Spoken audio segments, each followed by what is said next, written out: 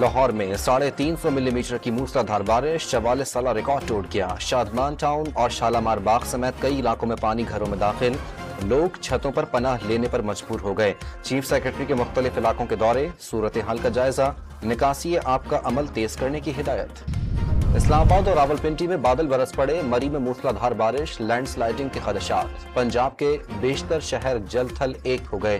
گجرانوالہ میں بارش کے بعد گلیاں اور سڑکیں ندی نالوں کا منظر پیش کرنے لگی۔ کراچی کے مختلف علاقوں میں کہیں ہلکی تو کہیں تیز بارش وقفے سے جاری، بیشتر سڑکوں پر پانی جمع ہونے سے ٹریفک کی روانی متاثر۔ راولپنڈی کے بحریہ ٹاؤن میں 20 سالہ لڑکی اسکوٹی چلاتے ہوئے برساتی نالے میں گر گئی، کئی گھنٹے بعد بھی تلاش نہ کیا جا سکا۔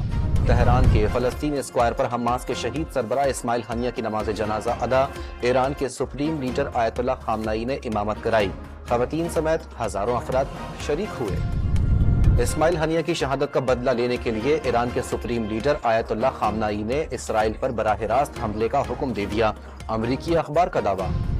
راولپنڈی میں جماعت اسلامی کے دھرنے کا 7واں روز، حکومت نے مطالبات پر پیش رفت کے لیے مزید وقت مانگ لیا۔ ایم کیو ایم کے وفد کی وزیر اعظم شہباز شریف سے ملاقات، بجلی کے بلوں اور آئی پی پیز کے غیر پیداواری چارجز کی ادائیگی سے متعلق بات چیت۔ مایوسی پھیلانے والے سن لیں، پاکستان کبھی دیوالیہ نہیں ہوگا، وزیر خارجہ اسحاق ڈار کا دو ٹوک موقف۔ پربت میں 2 گروپوں کے درمیان فائرنگ کا تبادلہ، 3 افراد جاں بحق، 1 شخص زخمی ہو گیا۔